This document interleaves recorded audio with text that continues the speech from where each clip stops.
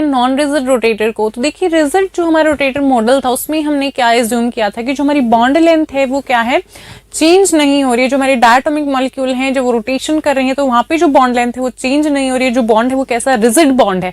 तो रिजिड जो हमारे मॉडल हम ले रहे थे उसके अंदर क्या था, बॉन्ड लेंथ चेंज नहीं हो रही थी। बट रियलिटी में क्या होता है बच्चों, जो हमारे बॉन्ड्स, जो हमारे एटम्स होते हैं उनके अंदर जो बॉन्ड्स होते हैं वो इलास्टिक होते हैं, कुछ एक्सटेंड तक वो क्या होते हैं, हमारी इलास्टिसिटी होती है, इलास्टिक होते हैं। तो इसलिए वहां पे जो बॉन्ड लेंथ है वो हमारी चेंज होती है।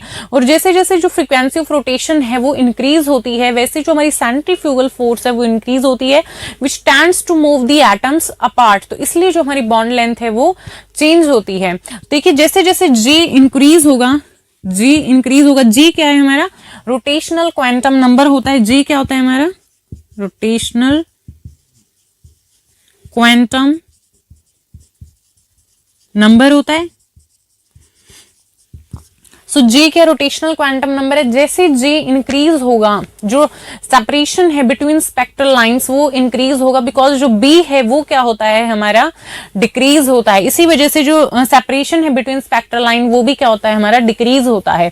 ठीक है, तो इससे क्या होगा, जो स्पेक्ट्रल लाइन सेपरेशन है, separation between spectral line, between spectral line decrease as B decrease। जो हमारा B है वो क्या होता है, डिक्रीज होता है। तो देखिए जब हम बात कर रहे थे रिजिड जो हमारा रोटेटर है उसकी हम बात करें तो हमने क्या बोला था कि जो सेपरेशन है between spectral line is constant.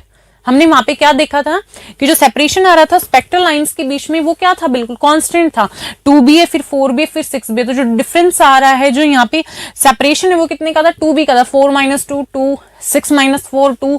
तो ठीक है, वहां पे हमने क्या बोला था, 2b है और वो क्या है हमारा, कांस्टेंट था। ठीक है, कांस्टेंट है और वो क्या है, 2b है। Separation between spectral line in case of rigid rotator हमने जब बात की थी तो वहां पे 2b बताया था जो कि कांस्टेंट होता है। बट जब हम बात करते हैं नॉन रिजिड रोटेटर की तो यहाँ पे क्या होती है, सेपरेशन जो है बिटवीन स्पेक्ट्रल लाइन वो डिक्रीज होगी जैसे जो हमारा रोटेशनल क्वांटम नंबर है जे वो इंक्रीज होगा। ठीक है, तो b जो होती है वो किसके इक्वल होती है हमारी, b होती है h/8 π² IC। ठीक है, इसके इक्वल होती है हमारी B। तो B जैसे जैसे क्या होगी, B अब क्या हो रही है हमारी, डिक्रीज हो रही है। जैसे जी B डिक्रीज हो रही है और यहां से हम क्या देख पा रहे हैं, जो हमारा मोमेंट ऑफ इनर्शिया है वो क्या आ रहा है, इनवर्सली प्रोपोर्शनल टू B। ठीक है, तो B क्या आ रहा है, inversely proportional to I, inertia, moment of inertia की। और मोमेंट ऑफ इनर्शिया क्या होता है बच्चों, I किसके बराबर हमने देखा था, I is equal to μr², इसके होता है। और यहाँ पे म्यू क्या होता है हमारा, रिड्यूस्ड मास होता है। ठीक है, म्यू क्या होता है, रिड्यूस्ड मास होता है, रिड्यूस्ड मास होता है। तो एक मॉलिक्यूल के लिए क्या होगा हमारा, फिक्स होगा। तो रिड्यूस्ड मास क्या हो गया, यहाँ से कांस्टेंट हो जाएगा।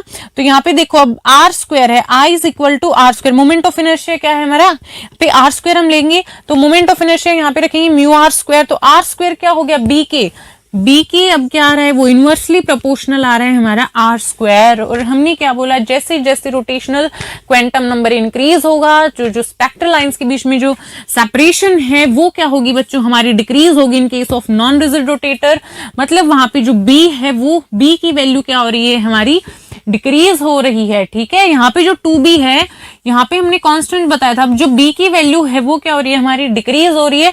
और b किसके बराबर होता है, h/8 π² IC के। और b डिक्रीज होगा तो यहाँ पे हम देख पा रहे हैं जो मोमेंट ऑफ इनर्शिया है वो इसकी inversely proportional. Moment of inertia क्या होता है, I is equal to μr² होता है। तो I is equal to μr², तो इसका मतलब क्या हो गया, जो b है उसके इनवर्सली प्रोपोर्शनल क्या है, r²। तो b अगर डिक्रीज होगा तो बच्चों क्या होगा, जो r² है वो इंक्रीज होगा। समझ में आया, B अगर डिक्रीज हो रहा है तो R इंक्रीज होगा। और हमने क्या बोला, जैसे J इंक्रीज होगा तो क्या होगी, बॉन्ड लेंथ बढ़ेगी। ठीक है, तो यहाँ पे इसलिए क्या हो रहा है, बॉन्ड लेंथ जो है वो हमारी इंक्रीज होगी। तो हम बात करते हैं वो सारी चीजें किसके अंदर, नॉन रिजिड रोटेटर के अंदर। बिकॉज रिजिड रोटेटर के अंदर हमने क्या एज्यूम कर लिया था कि जो हमारी बॉन्ड लेंथ है वो चेंज नहीं होगी। ठीक है, जो हमारी बॉन्ड लेंथ है वो चेंज नहीं हो रही है, जब जो हमारा डायटोमिक मॉलिक्यूल है वो रोटेशन कर रहा है, बट रियलिटी में ऐसा नहीं होता है, ठीक है। रियलिटी में जो हमारा बॉन्ड है वो कुछ हद तक, कुछ एक्सटेंट तक वो इलास्टिक होता है, तो वहां पे जो है चेंज आता ही आता है हमारी बॉन्ड लेंथ के अंदर। तो यहां से भी हम देख पा रहे हैं कि जे जैसे इंक्रीज होगा, रोटेशनल क्वांटम नंबर जैसे हमारा इंक्रीज होगा, तो क्या separation between spectral line decrease होगा एज बी, बिकॉज डिक्रीज हो रहा है। तो यहां से हमें बी डिक्रीज हो रहा है, तो बी किसके इक्वल होता है, h upon 8 pi square I c की। तो मोमेंट ऑफ इनर्शिया के inversely, moment of inertia mu r square, तो मतलब आर स्क्वायर क्या होगा, बढ़ेगा। तो जैसे रोटेशनल क्वांटम नंबर हमारा क्या हो रहा है, इंक्रीज होगा, तो जो हमारी आर स्क्वायर है वो क्या होगी, इंक्रीज होगी। मतलब जो बॉन्ड लेंथ है वो क्या होगी, अब हमारी सेम नहीं रहने वाली है, चेंज होगी वो, ठीक है, वो क्या होगी, इंक्रीज होगी। Alright, the rotational energy levels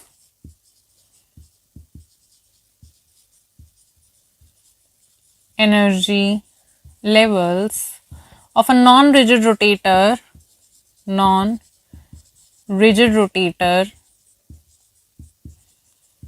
are given by Eg, and that is equal to किसके इक्वल होगा, h square by 8 pi square I, 8 pi square I j into j plus 1, और माइनस में यहाँ पे हम क्या करेंगे, सेंट्रीफ्यूगल फोर्स को, that is h4 by 32 pi 4 I square r square k, okay, and here is j square j plus 1 whole square. तो यहां से हमने क्या कर दिया है, माइनस कर दिया, जो हमारी एनर्जी थी EJ उसमें से हमने माइनस कर दिया जो हमारी सेंट्रीफ्यूगल फोर्स है उसको। तो ये क्या आ गई, rotation energy levels of a non rigid rotator, that is EJ, and h square by में 8 pi square I, j into में j प्लस 1, और माइनस कर देंगे यहाँ पे हम centrifugal force h4 by 32 pi 4 I square r square की j square into में j प्लस 1 का होल स्क्वायर, ओके। तो यहाँ पे जो EG है इज इक्वल टू, अब ये क्या है बच्चों, जूल्स के अंदर है, ठीक है, जूल के अंदर है ये वाली टर्म हमारी, ठीक है, जूल के अंदर हमने ये एक्सप्रेशन देखा है हमें, बट हम किसके अंदर लेते हैं, सेंटीमीटर इनवर्स, ठीक है, वेव नंबर की फॉर्म में हम लेते हैं।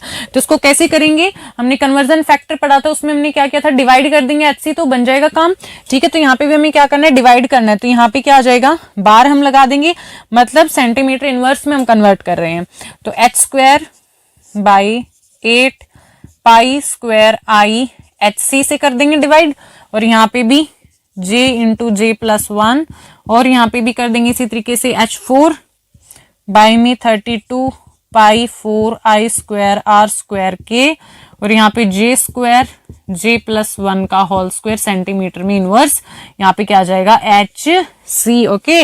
अब यहाँ से देखिए h स्क्वायर है, यहाँ पे भी h है, तो एक h से h कैंसिल हो जाएगा, यहाँ पे भी एक h से एक h कैंसिल हो जाएगा, तो क्या बचेगा, EJ bar that is equal to h by 8 pi square I c, ये बच गया हमारे पास, j यहाँ पे क्या आएगा, j इंटू j प्लस 1, और माइनस में क्या है, h की क्यूब, बिकॉज एक h से h कैंसिल हो गया, h क्यूब बाई में 32 pi 4 I square r square के c, ओके, और क्या है, j स्क्वायर j प्लस 1 का होल स्क्वायर सेंटीमीटर इनवर्स। तो ये आ गया हमारे पास फाइनल, ठीक है। ये किसकी फॉर्म में बच्चों, वेव नंबर की फॉर्म में है, ठीक है।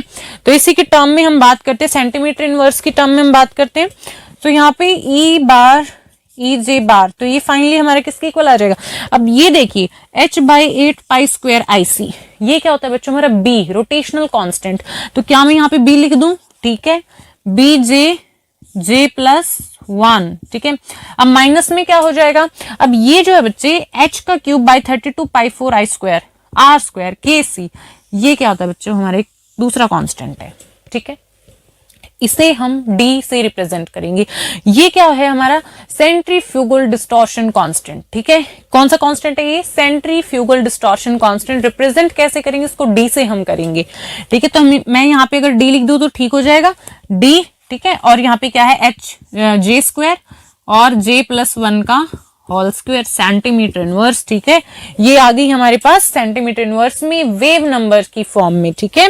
तो EJ बार किसके इक्वल आया है, यहाँ पे हम फ्रेशली इसको लिख लेते हैं, EJ bar that is equal to किसके आया है, BJ जे प्लस वन, और माइनस में क्या है हमारे पास d j square, d j square j plus one, ठीक है, इसका whole square, j plus one का होल स्क्वायर सेंटीमीटर इनवर्स में।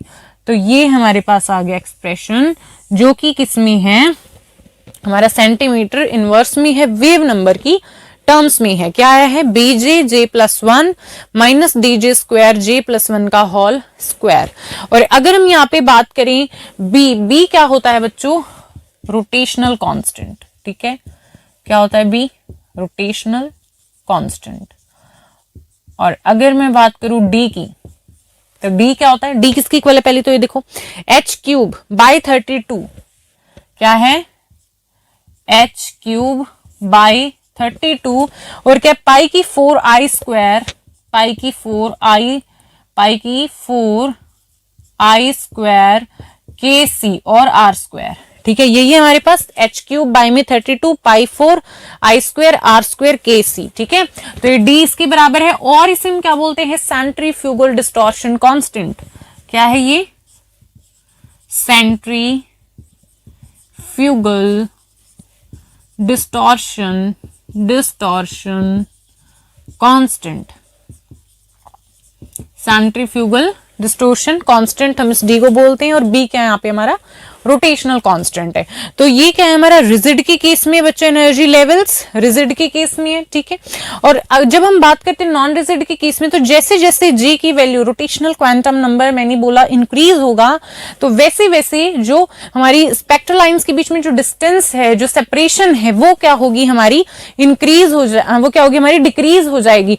देखो जब जे की वैल्यू क्या थी हमारी, कम थी, जे की वैल्यू कम थी, ऑलमोस्ट क्या आ रहे हैं, इक्वल आ रहे हैं नॉन रिजिड के, पर जैसे जैसे बच्चों जे की वैल्यू क्या होगी हमारी इंक्रीज होती जाएगी, तो जो ये सेपरेशन है ये क्या होती जाएगी हमारी डिक्रीज होती जाएगी। ऑलराइट, तो जब हमारी ट्रांजिशन होगी जे से जे प्लस वन में, नॉन रिजिड रोटेटर हम यहाँ पे ले रहे हैं, तो जब रोटेशनल एनर्जी जो हमारी लेवल्स हैं उनमें ट्रांजिशन होगी जे से जे प्लस वन में, तो यहाँ पे जो हमारी डेल न्यू बार की जो वैल्यू है वो क्या आएगी, न्यू बार जे प्लस वन माइनस न्यू बार जे। और जो हमारी एनर्जी होती है वेव नंबर की टर्म्स में वो क्या होती है हमारी, b j j plus one minus d j square j plus one का होल स्क्वायर, ये होती है हमारी rotational energy in the terms of wave number. तो यहाँ पे अगर हमारे पास क्या है, जे प्लस वन स्टेट में जा रहा है हमारा, जे से जे प्लस वन स्टेट में जा रहा है मॉलिक्यूल, तो यहाँ पे क्या किया है हमने, जे प्लस वन माइनस न्यू जे कर दिया, ठीक है। तो यहाँ पे जे की जगह हम क्या रख देंगे, जे प्लस वन, सिंपल हो जाएगा। तो बी जे की जगह क्या रखना है, जे प्लस वन, और फिर जे प्लस वन, और साथ में क्या आ जाएगा हमारा प्लस वन, माइनस में अब क्या है हमारे पास डी, और जे की जगह में क्या रखना है, जे प्लस वन, तो क्या हो जाएगा जे प्लस वन का होल स्क्वायर, और जे प्लस वन पहले से ही है तो क्या हो जाएगा जे प्लस वन का होल स्क्वायर, इस तरीके से आ जाएगा। ये क्या हमारा सेंटीमीटर इनवर्स में है, ठीक है।